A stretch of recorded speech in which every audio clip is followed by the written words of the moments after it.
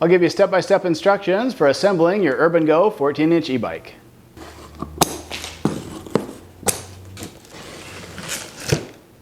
This is what the contents of the box looks like. Everything's neatly packed. We'll get into it. And with the packing removed, here's everything that comes with the bike.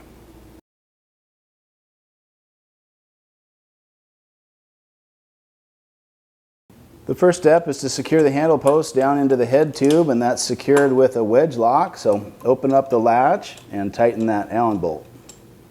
The next step is to add the handlebar, and luckily all the controls come pre-assembled, so just tighten the 2 bolts to secure the handlebar. And then you can remove the secure plate, which helps to stabilize the bike during transport, and the temporary axle. Next, we'll install the permanent axle into the front wheel, and to do that there's a 5mm spacer and a 10mm spacer. It's important that the 5mm spacer is positioned on the left side of the wheel, and you can confirm that by the stickers labeled left and right on each side of the wheel. Another way to look at that is the flange should be on the same side of the bike as the rear disc brake.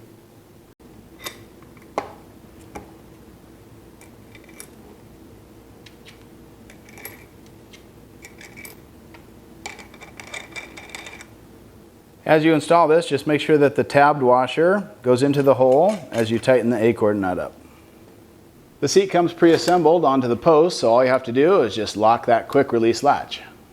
Install the pedals next, and on the left pedal you need to go counterclockwise and snug that in place.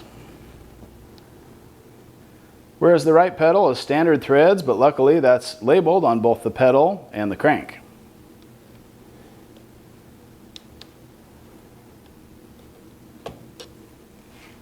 And the Urban Go has a nice feature that lets you fold the pedals up for easier transport.